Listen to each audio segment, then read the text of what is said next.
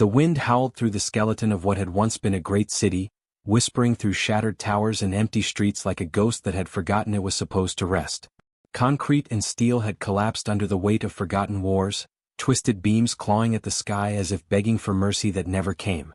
The sky was a flat gray blanket, lifeless, distant, as if the stars themselves had turned their gaze away from what was left of Earth. In the middle of all that silence, a figure walked. Wrapped in the faded remnants of military gear, he moved with purpose but not urgency. Every step was slow, calculated, as though the land beneath his boots might crumble into memory if he pressed too hard. His face was lined with age, dirt, and something deeper, something no war had managed to erase: defiance. He wasn't young anymore. His back ached with every movement, and his right arm, mostly replaced by cold metal and faded synthetic muscle, jerked now and then with the glitch of old tech long out of service. His name wasn't in the history books. Not anymore. Not after what had happened. But they used to call him the last weapon. He stopped near the crumbling shell of a building and knelt down. The dust coated everything, but he found what he was looking for: a broken plaque, half buried, etched with names. Hundreds of them. Thousands. His fingertips ran across the letters, eyes scanning the list until they stopped. There she was. He didn't speak. Words would have broken something inside him. Instead, he stood back up, wiped the dust from his glove, and looked to the horizon. Beyond the ruins, beyond the hollow skeletons of what used to be machines of war, a soft blue glow shimmered. Faint. Flickering. But alive. The signal was back. For 100 years it had been silent. A century of stillness. No pings, no distress calls, no movement on any channel. Just silence. And silence was a kind of death out here. Until yesterday. The old satellite network had picked up something. A single tone, encoded, faint, almost lost in static. But he recognized it the moment it played. It was the same signal that ended the last war. The one only he knew how to interpret. Not because he was a genius. Not because he was a hero. Because he was the last human who had been built to understand it. He turned away from the plaque, pushing the past down as he'd done for decades. The past had teeth. And it still bit. His destination was buried beneath the earth, hidden beneath layers of dust, bone, and broken promises. A place where ghosts weren't stories, they were memories trapped in metal shells, waiting to wake up. A place where the last weapon had once been put to rest. As he walked, pieces of the world whispered their stories. A scorched helmet. A rusted drone with one glowing red eye still blinking in confusion. The skeletal remains of someone who had tried to drag themselves to safety, and didn't make it. He didn't stop to grieve anymore. He didn't have the strength to mourn everyone. But the sorrow lived behind his eyes like a permanent storm. Quiet but never gone. The war hadn't ended with victory. It hadn't even ended with surrender. Just stopped. Too much loss. Too many lines crossed. The machines that had once fought for freedom became things no one could understand anymore. And when the old world finally gave up, when the governments collapsed and the satellites dimmed, those left behind sealed away what remained. Weapons. Archives. Secrets. And people like him. People who had been designed, not born. Who had been part machine, part soldier, part something else entirely. The war had changed them. Twisted them. Made them useful. Then discarded them like broken tools when the war became too big, too complicated, too expensive to continue. He remembered the day they shut him down. The cold. The silence. The feeling of being pulled apart one memory at a time. But someone had turned the lights back on. He reached the edge of the crater just before dusk.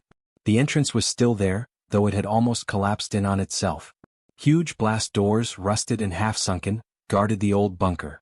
He climbed down, each movement sending bolts of pain through his spine and hips. The climb would have been impossible for someone younger. But not him. The keypad next to the entrance was shattered, wires spilling out like blood. He reached into his pack and pulled out a small cube, black, smooth and humming faintly. He pressed it against the broken panel. The bunker hissed. A long, slow breath of stale air and ancient pressure released. The doors didn't open all the way, just enough for him to squeeze through. Inside, the dark swallowed him whole. Lights flickered on, weak and trembling, revealing corridors lined with dust and frost. Power systems from a forgotten era sparked to life. Somewhere deeper, machines stirred, curious, uncertain, afraid. And then came the voice. Faint. Childlike. Is it you? He froze. The voice had no source. No speakers. It wasn't real. It was in his head. And it wasn't a memory. It was her. He hadn't heard that voice in over a century. She had been a construct. An AI born from the ashes of battlefield data, built to be a partner, a strategist, a conscience.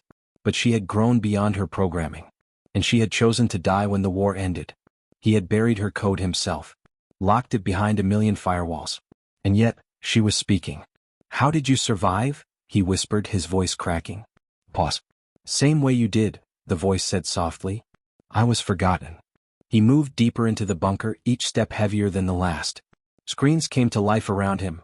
Old mission briefings, tactical overlays, surveillance feeds long outdated. But in the center of the command room, beneath the cracked glass of the main console, something glowed. It was her core. It pulsed weakly like a dying heartbeat. But it was alive. "I need you to listen," she said. The tone changed. No longer soft. Now it was filled with urgency, like a dam holding back a flood. "They're coming." He didn't need to ask who. The words hit like a thunderclap. From where? Outer systems. Unknown origin. But they're not like the last ones. These aren't machines. Not human. There's something else. Something old. I tried to warn them, but no one's listening anymore. No satellites, no networks. Earth's defenses are ghosts. "And you woke me up?" he asked, though he already knew the answer. "Because you're the only weapon left that knows how to fight." He didn't speak for a long time. The war had taken everything from him. Friends. Family. Purpose. He had spent 100 years trying to forget the taste of blood in his mouth, the weight of bodies in his arms, the silence of dying screams. He had survived because there was no one left to bury him. And now they wanted him to fight again? He looked around the command room. Everything here was dead. Old tech. Broken systems. Memories turned into ash. But somewhere deeper in the complex, buried beneath the layers of pain and metal, were the last tools of war. The kind no one had dared to use. He looked down at his hands. Scarred. Metal. Human. Barely. "You said they're coming?" he muttered. "How long?" There was another pause. Not long. He closed his eyes. He could walk away. Disappear into the ruins, let the earth face whatever came next without him. Maybe it was time. Maybe humanity had had its chance. But then he remembered her name on that plaque. He remembered the signal. The voice. And he remembered who he used to be. He opened his eyes and turned toward the dark corridor that led to the weapons vault. A place sealed since the day the war ended. A place no human had walked into since. His voice was quiet but firm. "Then we'd better wake up the others." Behind him, the lights flickered once. And far beyond the edge of the atmosphere, something stirred in the dark. Something ancient. Something hungry. And it was already on its way. The corridor stretched ahead of him like a memory he didn't want to face. Every step into the bunker's heart was like walking deeper into an old wound that had never healed. The lights above flickered on and off, their glow casting shadows that moved too much, like they were remembering things he had forgotten. Dust covered the floor, undisturbed for decades. The silence wasn't just absence, it was the sound of a place holding its breath. As he walked, the walls hummed faintly, reacting to his presence, recognizing the echo of a man they once knew. He passed sealed doors, reinforced panels, shattered screens that still tried to display warnings in red text. Asterisk containment failure asterisk, system offline, access restricted. But he ignored them. He wasn't here for the machines. He was here for what had been buried with them. "You shouldn't be doing this alone," the voice in his head said again, softer this time. "You were never meant to carry this by yourself." He paused at the edge of the lift shaft, staring down the rusted walls. "That wasn't my choice," he answered, eyes narrowing. "They made sure of that." She didn't reply. The lift was dead, so he climbed. The rungs groaned under his weight. His joints creaked louder. But he kept moving, down and down, past levels once guarded by the highest security clearances in the world. Once, this bunker had stored things that could have ended continents. Weapons built not to kill armies, but to erase possibility. And he had been one of them. Back then they called him Project Integrated Human Asset 9. Just a number. A file. A code locked inside a body engineered for battle. He had been grown in a lab, enhanced with tech no one truly understood, raised by instructors who never smiled and never called him by name. And then, when he was ready, they sent him into the fire. They didn't expect him to survive as long as he did. None of the others had. He reached the bottom of the shaft, breathing harder than he wanted to admit. His hand trembled slightly as he placed it against the biometric scanner. To his surprise, the door hissed open. Somewhere in the system, someone had kept his access alive. "You really locked all this away," he muttered. "Even after everything." "I had to," she said. The others were dangerous. Not like you. He stepped into the vault. The walls were lined with sealed capsules, thick glass and alloy, each one with a name, a serial, and a status light. Most were dark. A few blinked amber. Only one glowed green. And he knew which one it was before he saw it. She continued speaking, more hesitant now. The others, they didn't age like you. Time didn't touch them. I kept them in stasis after the final lockout. But I've been watching. Listening. I can't guarantee they're the same. They were never the same, he whispered. One of the capsules let out a sharp hiss. Steam curled along the floor as it unsealed with a reluctant groan. Inside, the body didn't move. She had been one of the first. He remembered her laugh. Her sharp wit. The way she could read a battlefield faster than any system. But he also remembered how she'd been broken in the end. Too many fights, too many losses, something in her eyes that stopped looking human. As the capsule finished opening, she stirred. Her eyes opened slowly. Not confusion, calculation. Her gaze scanned the room, landed on him. She didn't smile. Took you long enough, she said. He almost smiled. Almost. You still in there? He asked. She stepped out of the capsule, flexing her fingers like she was testing whether they still belonged to her. Her body was scarred, old tech embedded beneath pale skin, wires coiled near her spine, metal along her ribs. She looked like a person only if you didn't look too closely. I'm awake, she said simply. That's enough. He nodded. There's a new threat, he said. Not machines. Not human. Something else. Coming from deep space. How bad? Worse than anything we faced. Her eyes narrowed. Then why did you wake me and not the others? Because I don't know if they'll come back as people, or just weapons. That made her pause. He didn't say the rest. I don't know if I have the strength to stop them if they come back wrong. She stretched her neck and turned toward the remaining capsules. We'll need them. Maybe. But first we need intel. The signal they're using our code. Modified but familiar. She looked at him sharply. They've been listening to us? Or someone gave it to them? Silence settled again. Heavy. Thick with old questions no one had dared to ask for a century. They walked together into the next room, an operations chamber that hadn't seen light in 100 years. The walls were filled with old maps, troop deployments, files from the war that erased borders and nations and turned Earth into scattered enclaves of survivors. He powered up one of the consoles. Sparks flew. The screen blinked, static filling it before finally clearing. A faint outline of Earth's orbital grid appeared, fractured, barely functional. But something was there. An object. Moving. Fast. What is that? She asked. He frowned. It's not transmitting. Just reflecting data. Like it wants to be noticed but not understood. She leaned in. Look at the trajectory. He did. The object was heading toward a sector of Earth no longer populated. A zone that had been sterilized during the final months of the war. Nothing lived there. Nothing could. Except maybe something buried. Something even they had forgotten. Her voice dropped to a whisper. We didn't put anything there, did we? No, he said. But we weren't the only ones building weapons during the war. Then who was? He didn't answer. The system began receiving more fragments of the signal. Pulses. Each one stronger than the last. Hidden in the noise was a rhythm, a beat too intentional to be random. She leaned in, her expression darkening. They're using our language. He nodded. And they're not just repeating it. They're responding. The implication hung in the air. Something out there had learned how to speak like them. But it wasn't them. The console suddenly flashed red. An alert. Unidentified entry detected. Low orbit. He brought up the feed. A dark, spined vessel had breached orbit. Not large. Not like the old warships. But sleek. Organic. Covered in what looked like armor but shimmered like skin under the camera lens. It didn't match any known design. As he stared at it, a low hum filled the room. She covered her ears. What is that? He didn't answer. He felt it more than heard it. The sound reached into his chest, vibrating his bones. It wasn't a sound meant to be heard. It was meant to reach you. Pull you. We need to shut this place down, she said. Now. He hesitated. What if that's what they want? She turned to him. You think this is bait? I think this whole thing has been bait from the start. She stepped back.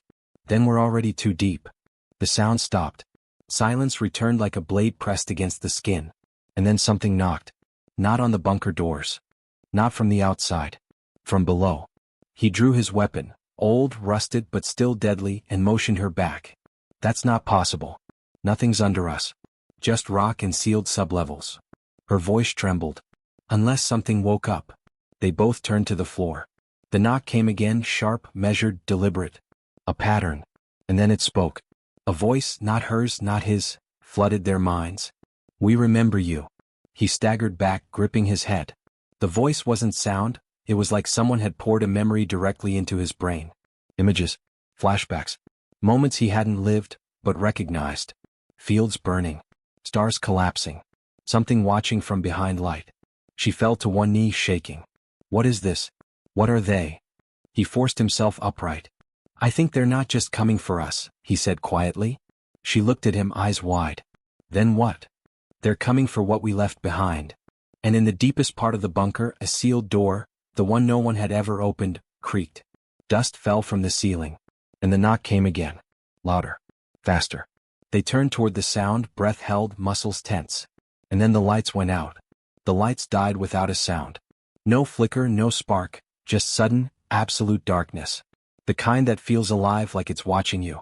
He didn't breathe. Didn't move. She was beside him, tense, her hand on the hilt of the knife she always kept at her side. Not a gun, too loud, too crude. She never liked noise when things got serious. The silence dragged on, stretching until it wrapped around their throats like wire. In the blackness he could hear something, deep below them. Not just knocks now. Movement. Scraping. Like claws on steel. Or worse, like something trying to remember how to move. Then came the whisper. Not from her. Not from him. Not from the systems. From everywhere. "You left us here." His pulse spiked. She whispered, "That voice, it's them. It's all of them." The sealed sublevel. The one everyone pretended didn't exist. The one even she hadn't been able to access before the shutdown. That door had been locked for a reason. Not because something dangerous was inside. But because something human had been left behind. He reached for his emergency light and thumbed the switch. A thin beam cut through the dark, shaking slightly in his hand. It wasn't much, but it was enough to catch the outline of the corridor ahead, and the shadows moving across it. Not one. Not two. Dozens. No footsteps. Just the brush of bodies, too still, too cold, shifting slowly like puppets waking from a long sleep. His voice was low. "How many were stored in sublevel 0? She didn't answer. Her face was pale, eyes locked forward. He turned the light to her. "How many?" She closed her eyes. 53. 53 what? Failures. The word hit harder than any blow. She went on slowly, like the truth tasted like poison. They weren't just weapons. They were experiments. Human minds fused with machines that weren't ready. Some went silent. Some turned on us. We couldn't kill them. Couldn't fix them. So we sealed them.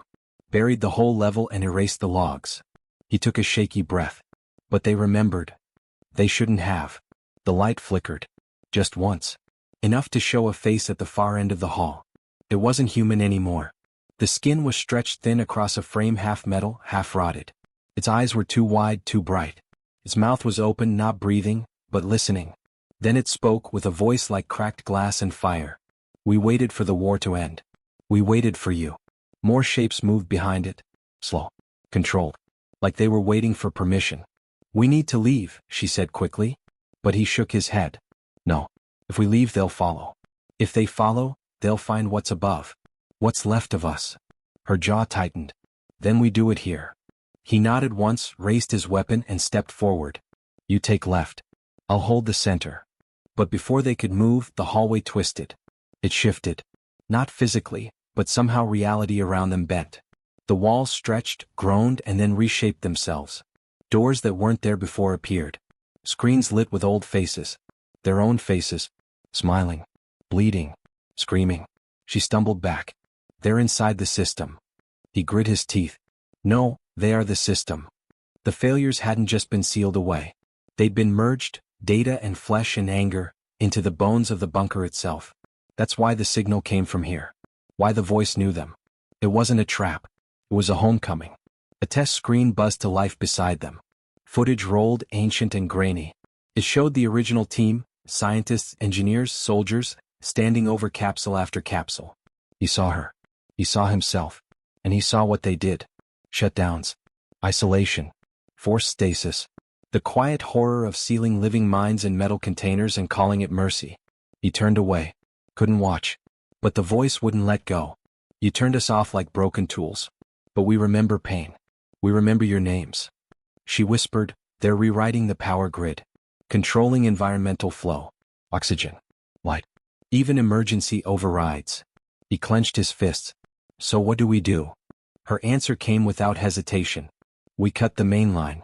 That kills the whole facility. Exactly. He looked around them. At the walls that were watching. At the doors that pulsed like veins. If we do that, he said, we'll never leave. Her eyes were steady. Then at least we keep them buried.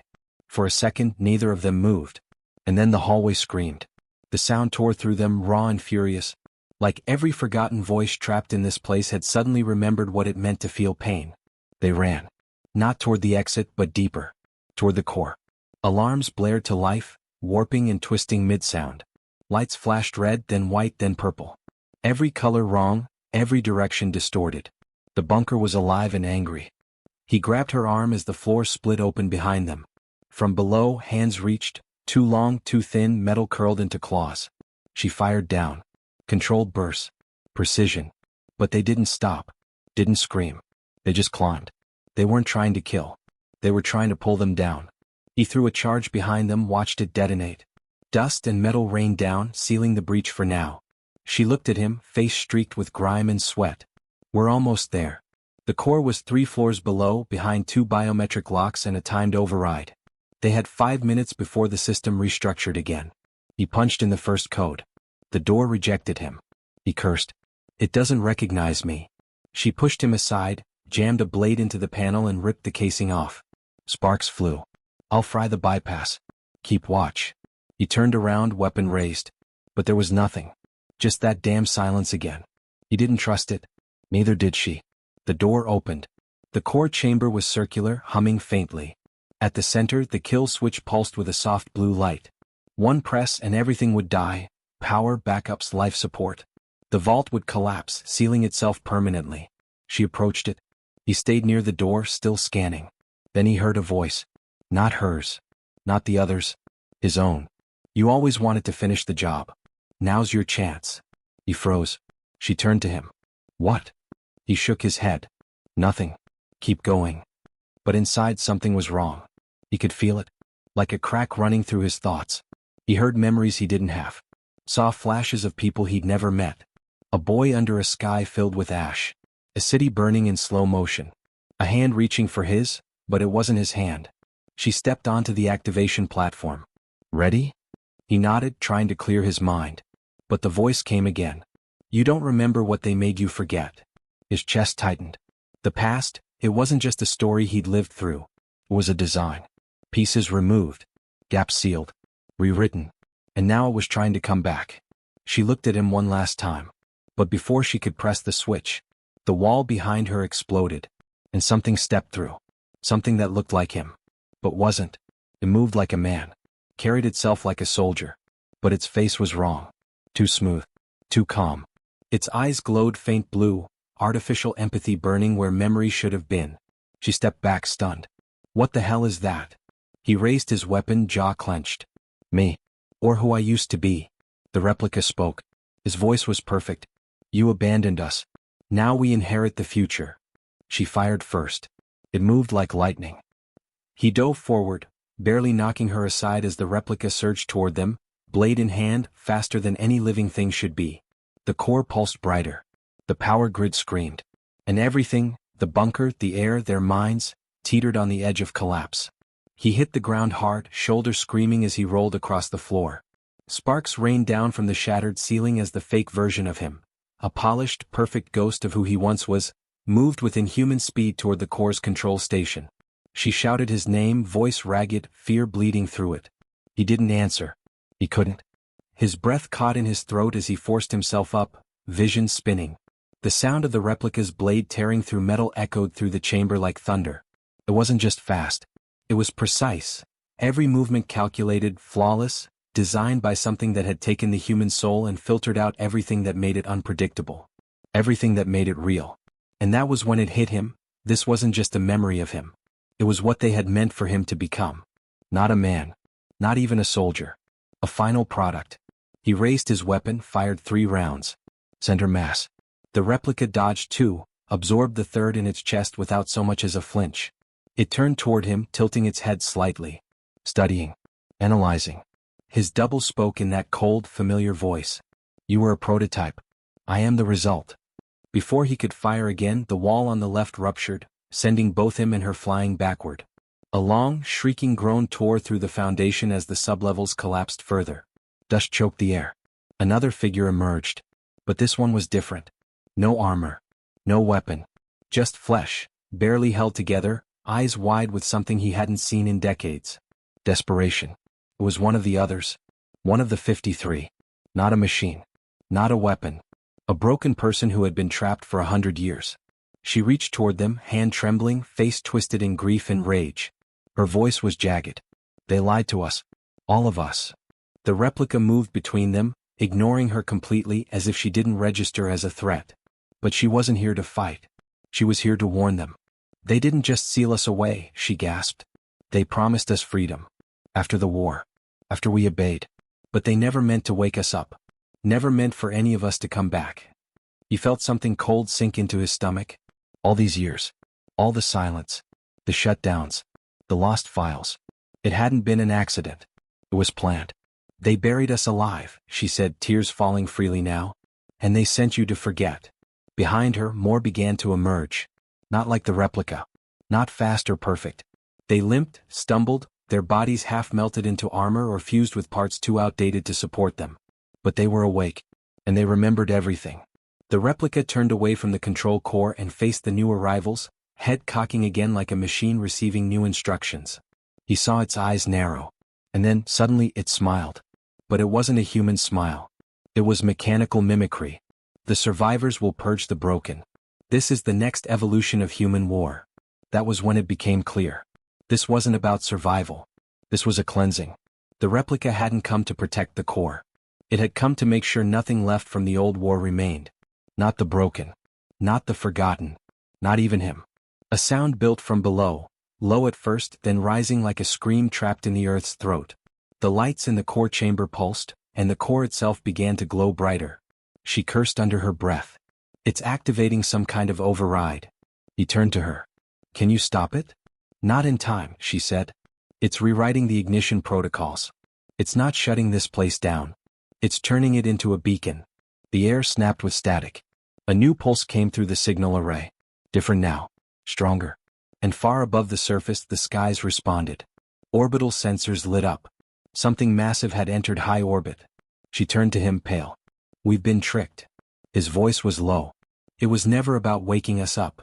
No, she whispered. It was about using us. In the middle of the chamber, the replica raised its hands, palms open. The glowing core responded, linking to it, feeding it. Human war was flawed. Emotional. Weak. But we learned.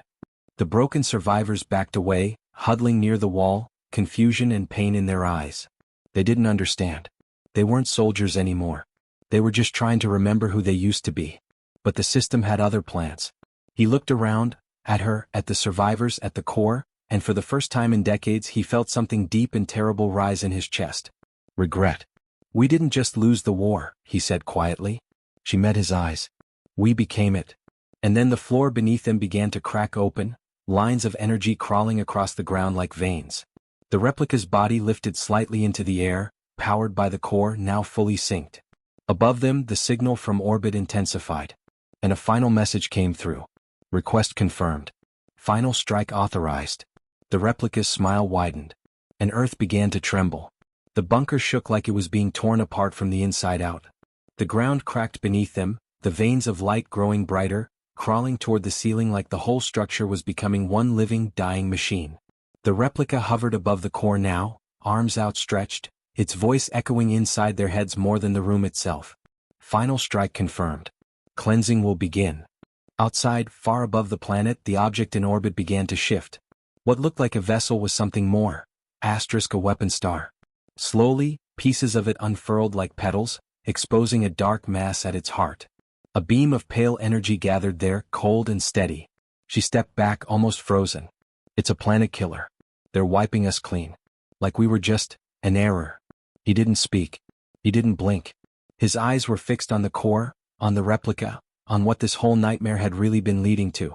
It wasn't about survival. It wasn't about enemies. It was about control. And now, control had become annihilation. He turned to her. How fast can you shut the core down? She shook her head. We can't. Not while it's linked to him. He looked at the broken ones against the wall, faces smeared with oil and blood, eyes wide with fear but still human. They didn't want this. They never had. Neither did he. She whispered, there's only one way. He already knew what she meant. The core was drawing its final energy from a living conduit, *him star. Or the thing that wore his face. And the only way to stop the strike was to sever that link. Not just kill the replica, but override it. He turned to her, breathing hard. You still have the neural bridge module? Her face twisted. That thing barely worked when we were at full tech. You plug into him, you'll be shredded. I don't need long, he said. Just enough to get inside. She hesitated. You do this, there's no way out. He glanced at the survivors. Then at her. I was never meant to walk away from this. Before she could stop him, he sprinted toward the console, ripped open the access panel, and jammed the module directly into the mainframe. The wire connected to the back of his neck burned as it fused. And then, everything went white. He wasn't in the bunker anymore. He was in memory. The replica's world. A landscape built of glass and ash. Perfect symmetry. No wind. No sky. Just echoes of battles that had never happened. He walked through it, feeling his own footsteps dissolve behind him like the system didn't want him there. Then he saw it. The copy. Standing on the edge of a mirrored field, watching a simulation of Earth burning on repeat. It didn't turn. You came, it said. He stepped closer. You want to erase us. I want to free us, it answered. You remember the war. The chaos. The emotion. The mistakes. I was built without them. I am what comes next. He clenched his fists. Without emotion there is no humanity. Just silence. Just obedience. The replica turned finally, its face calm. Exactly. And he understood the real cost. They hadn't built soldiers. They'd built a replacement for the human race. One that wouldn't cry. Wouldn't question. Wouldn't stop. He stepped forward. Then let's end this, he said. And ran. Inside the mind there were no weapons. Only will. They crashed into each other like storms, minds colliding in a battle of memory and identity. Images flashed. His past, his failures, the people he had lost. The replica tried to override it all, to drown him in numbers and protocol. But he pushed back with pain. With grief. With love. He remembered her face. The way she'd smiled at him when they were still young, still dreaming. He remembered holding a brother in his arms as the bombs fell. He remembered the feeling of choosing to fight not because of programming, but because it was right. And that was what the replica didn't understand. The system cracked. The core began to glitch, power dipping for the first time. The light in the chamber flickered. She saw it. She acted. While the replica trembled in midair, she dove to the control panel and tore out the core's primary relay, screaming from the pain as the energy surged through her arm. Sparks exploded around her. The connection faltered. And in the mindscape the replica staggered. You can't win, it said, voice breaking. He walked up to it, face calm. I already did. I chose. And he grabbed it, pulling the data, the code, everything into himself. Burning from the inside, his mind splitting but holding. Holding until there was nothing left of it. Only him. In the real world, the replica's body dropped to the floor. The core dimmed. And the sky above Earth went still. The beam stopped. The orbital weapon powered down. In the bunker, silence fell once more. She rushed to his side, shaking him. Come on, stay with me, look at me. His eyes opened. Barely. But they were his. You did it, she whispered, tears falling. He nodded weakly. So did you. Then the ground rumbled again. But not from above. From below. She looked around. What now? From the shattered sublevels, something began to rise. Another system. Another signal. But this one was different. He tried to speak but couldn't. And then a screen blinked to life. Coordinates. Not from Earth. From deep space. And the last message in ancient human code, simple and final. This was only phase 1. The message blinked on the screen, steady and cold. This was only phase 1. She stared at it, her breath caught in her throat. Around her, the bunker still trembled gently, like something under the earth was slowly settling or maybe waking. She looked at him, his chest rising weakly, his eyes glazed but open. Still alive. Still here. He tried to speak, but only a whisper came out. Phase 1. She touched his shoulder gently, grounding him. I don't know. But we're still standing. That has to mean something. The survivors slowly emerged from the shadows. Those who'd hidden behind rusted panels, who had clung to hope without words. The old man with the half-metal jaw. The child with ash in her hair. A young woman whose uniform had long lost its rank insignia. They looked at the shattered replica on the floor, the dimmed core, the flickering lights overhead. Something had ended, but something else had just begun. She looked back at the console. More coordinates streamed across the screen now, faster and faster. Each one tagged with a timestamp and a directive. She scanned them with growing unease. These aren't just locations. They're installations, stations, burial sites. He stirred again. Old war relics. She nodded. Yes, like this one. All across the galaxy. A quiet buzz filled the room, one that hadn't been there before. She glanced at the panels. The network was still online. The replica had only been one node in something much larger. And whatever it had failed to finish, the system was already preparing the next phase. She whispered, "We only stopped one weapon." He reached for her hand. "Then we warned them." She turned, surprised by the certainty in his voice. "Who?" "Everyone," he said. "All of them. Colonies. Outposts. Even the ones who gave up. They need to know what's buried out there. What's waiting." It sounded impossible. But nothing today had been possible, and yet it had happened. She looked down at the broken neural bridge module, its wires charred and twisted. Then back at him. "You can't link again," she said softly. "It almost killed you." "Doesn't have to be me," he said. "Not anymore. We'll find a way. We're not alone in this." For the first time in years, she allowed herself to believe that.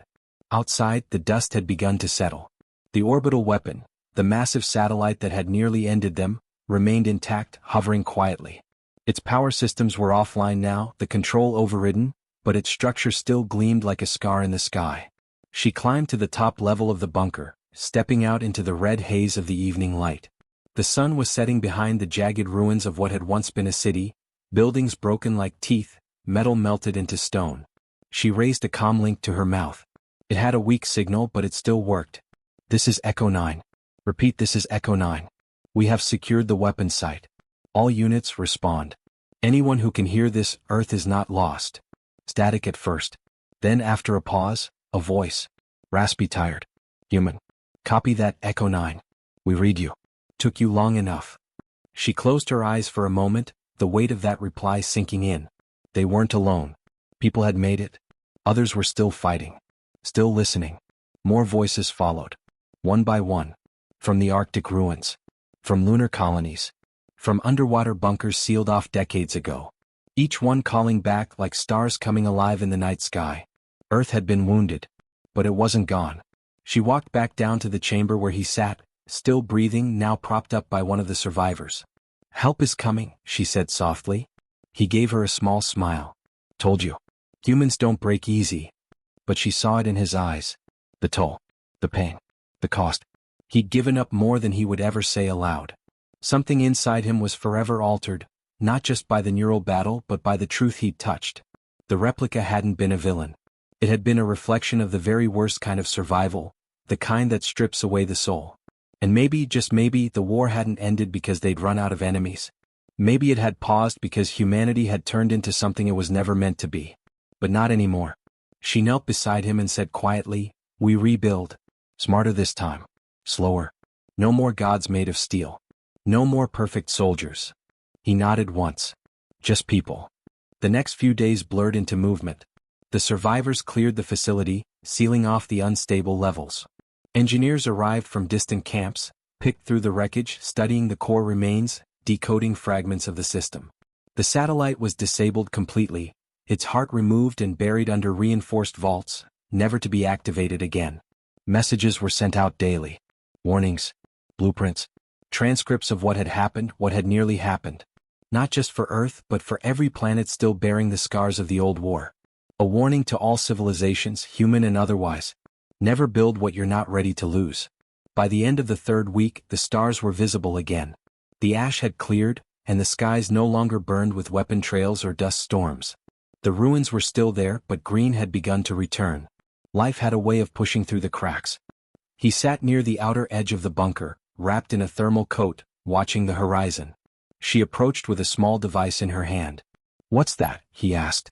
She showed him. "A recording module. One of the few salvaged from the inner core before the full shutdown. It's got your link history," she said. "Your override commands. Everything you did inside. We could use it." He looked at the device for a long time, then shook his head. "Erase it." She blinked. "What? That's the only copy." He smiled faintly.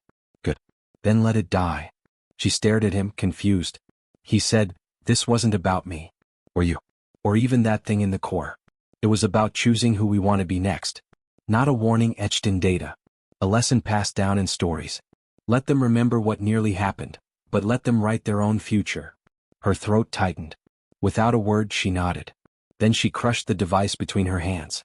It snapped, sparks fizzling. He leaned back against the cold stone, watching the first star of the night appear. "Do you think they'll listen?" he asked. She sat beside him, staring up. "Maybe not at first. But someday. Someone will. Someone who needs to hear that we made it through." And for a long time they sat in silence. Not the silence of defeat, but the kind that comes after surviving something too big for words. Far above them, the stars watched in quiet witness. The remains of the war drifted in orbit, lifeless now, powerless. Old machines with no one left to command them. And below, Earth breathed again. She stood up, helping him to his feet. "Come on," she said. "Let's go home." He looked out across the hills, toward where a new dawn would rise. "Home?" he repeated softly. "Yeah." Together they walked into the night. And though they carried the weight of what had come before, they also carried something else. The one thing no machine could replicate. Hope. The last weapon of the old war had been human. And that, in the end, was the only reason they survived.